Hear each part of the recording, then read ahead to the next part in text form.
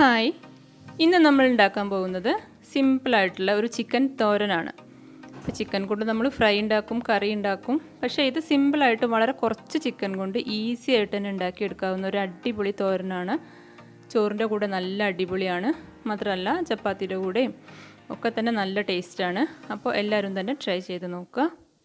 ഇതിനു വേണ്ടി ഞാൻ ആദ്യം 1 കപ്പ് തേങ്ങ ചിരവിയത് എടുത്തിട്ടുണ്ട്. ഒരു 400 ഗ്രാം ചിക്കനാണ് ഞാൻ എടുത്തിട്ടുള്ളത്. അതിലേക്ക് 1/2 ടീസ്പൂൺ മുളക് പൊടി, 1/2 ടീസ്പൂൺ ഗരം മസാല പൊടി, ഇത്ര ഇട്ടിട്ട് കൈ വെച്ചിട്ട് തന്നെ നന്നായിട്ടൊന്ന് തിരുമ്മിയെടുക്കുക. എന്നിട്ട് ശേഷം അവിടെ മാറ്റി വയ്ക്കാതെ മിക്സിയിൽ അരയ്ക്കൊന്നും വേണ്ട, കൈ വെച്ചിട്ട് തന്നെ തിരുമ്മിയാൽ മതി. അതിനുശേഷം നമ്മൾ ചട്ടി അടുപ്പത്ത് വെച്ചിട്ടുണ്ട്. അതിലേക്ക് 3 ടേബിൾ സ്പൂൺ വെളിച്ചെണ്ണ ഒഴിച്ച് കൊടുക്കുന്നുണ്ട്. വെളിച്ചെണ്ണ നന്നായി ചൂടാകുമ്പോൾ കടുകിട്ട് പൊട്ടിക്കുക.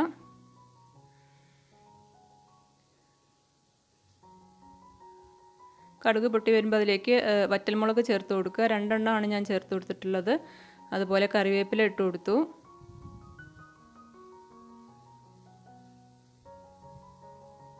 പിന്നെ ഇട്ട് കൊടുക്കുന്നത് തേങ്ങാക്കൊത്താണ്. അതൊരു 2 ടേബിൾ സ്പൂൺ ഉണ്ട്. തേങ്ങ ചെറുതായിട്ട് അരിഞ്ഞതാണ്. അതൊന്ന് ജസ്റ്റ് ഒന്ന് ഇളക്കി കൊടുക്കുക. ഒരുപാട് സമയം റോസ്റ്റ് ചെയ്യേണ്ട. അതിലേക്ക് ഒരു 10 അല്ലി ചുവന്നുള്ളി ചതച്ചത് ഇട്ട് കൊടുക്കുന്നുണ്ട്. അരിഞ്ഞതല്ല, വെറുതെ നമ്മൾ ഇഞ്ചി വെളുത്തുള്ളിയൊക്കെ ചതക്കണ ആ ഉരലിലിട്ടിട്ടൊന്ന് ചതച്ചെടുത്തതാണ്. അതൊന്ന് റോസ്റ്റ് ചെയ്യുക. അതിലേക്ക് നമ്മൾ ഒരു ചെറിയ കഷ്ണം ഇഞ്ചി ചതച്ചത് ഇട്ട് കൊടുത്തു. അതുപോലെ വെളുത്തുള്ളി ചതച്ചതും ഇട്ട് കൊടുത്തു.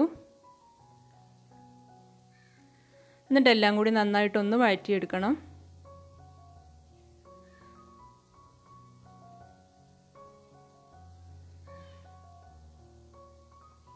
ഒരുപാട് അങ്ങ് ബ്രൗൺ കളറൊന്നും ആവണ്ട, ഒന്ന് വഴറ്റിയെടുക്കുക.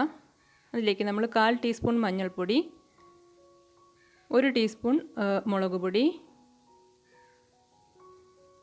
1 ടീസ്പൂൺ തന്നെ മല്ലിപ്പൊടി, 1/2 ടീസ്പൂൺ ഗരം മസാല, പാകത്തിനുള്ള ഉപ്പ്. ഏകദേശം 400 ഗ്രാം ചിക്കനാണ് ഉള്ളതെന്ന് ഞാൻ പറഞ്ഞു. അതിലേക്ക് പാകത്തിനുള്ള ഉപ്പും കൂടി ഇട്ട് കൊടുത്തിട്ട് പൊടികളുടെയൊക്കെ റോ ടേസ്റ്റ് മാറുന്ന വരെ ഒന്ന് ആ എണ്ണയിലിട്ടിട്ട് തന്നെ ഒന്ന് ഇളക്കിയെടുക്കുക.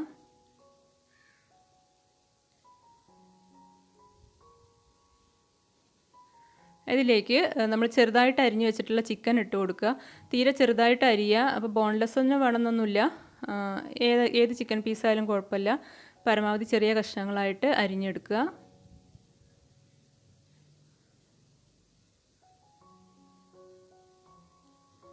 എന്നിട്ട് നന്നായിട്ടൊന്ന് മിക്സ് ചെയ്യുക. വെള്ളമൊന്നും ഒഴിക്കേണ്ട, ഒട്ടും വെള്ളം ഒഴിക്കേണ്ട ആവശ്യമില്ല. ഇതിങ്ങനെ നന്നായിട്ട് തന്നെ ഒന്ന് മിക്സ് ചെയ്യുക.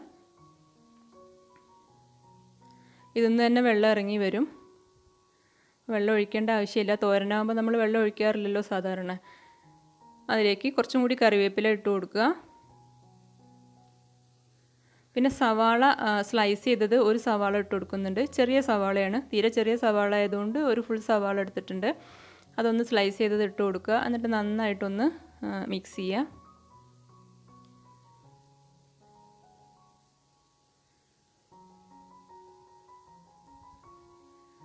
ഇനി അതിലേക്ക് 2 പച്ചമുളകും കൂടി അരിഞ്ഞത് ചേർത്ത് കൊടുക്കുന്നുണ്ട്.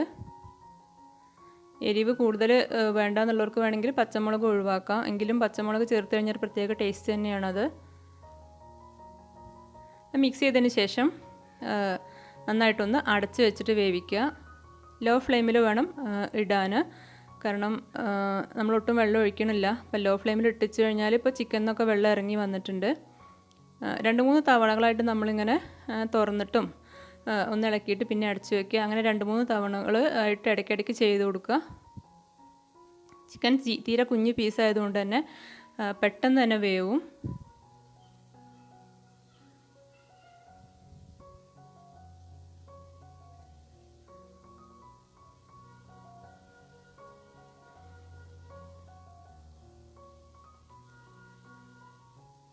ഇപ്പോൾ ചിക്കൻ ഏകദേശം വെന്ത് വന്നിട്ടുണ്ട്. ഇനിയിപ്പോൾ വെള്ളം ഒരുപാട് വെള്ളം അതിൻ്റെ താഴെ ഉണ്ടെങ്കിൽ അതൊന്ന് ഫ്ലെയിം കൂട്ടി വെച്ചിട്ട് വറ്റിച്ചെടുത്താൽ മതി. ഇനി നമ്മൾ തേങ്ങ ചതച്ചത് ഇട്ട് കൊടുക്കുകയാണ്.